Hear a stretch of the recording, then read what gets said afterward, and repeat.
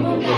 आपण types of noun हा topic आज पाहणार आहोत. पण याच्या अगोदर आपण कोणता पाहिला आहे? Parts of speech. Part of speech ची डेफिनेशन दिली आहे कोणाला?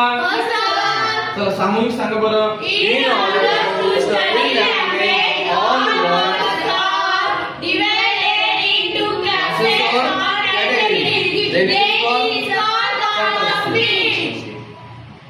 पार्ट ऑफ स्पीच चे किती प्रकार आहेत म्हणले मग? So there are EIGST 8 type of part of speech. ठीक आहे.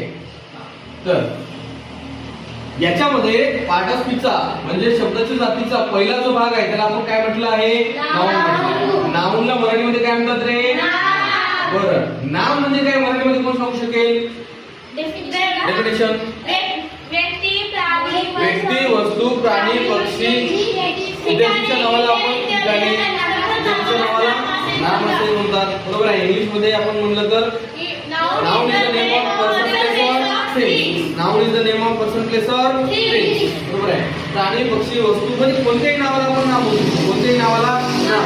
खुर्ची नाउन आहे, बोर्ड नाउन आहे, फोन नाउन आहे, वॉल नाउन आहे, क्लास नाउन आहे, स्टुडंट नाउन आहे, teacher noun, pen noun, marker noun, bag noun.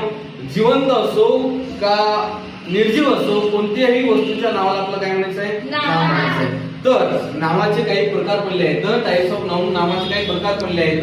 तर आपल्याला एकूणच 5 प्रकारचे नाउन पाहायचे आहेत. ठीक आहे. त्याच्यामध्ये पहिला जो आहे माहिती आहे का तुम्हाला कोणता आहे? कोणता आहे पहिला सांगा बरं. हा बरं, कॉमन नाउन. Common noun. दुसरा सांगा प्रॉपर नाउन. Very good. तिसरा कलेक्टिव्ह नाउन माहिती आहे तुम्हाला? कलेक्टिव्ह नाउन माहित आहे?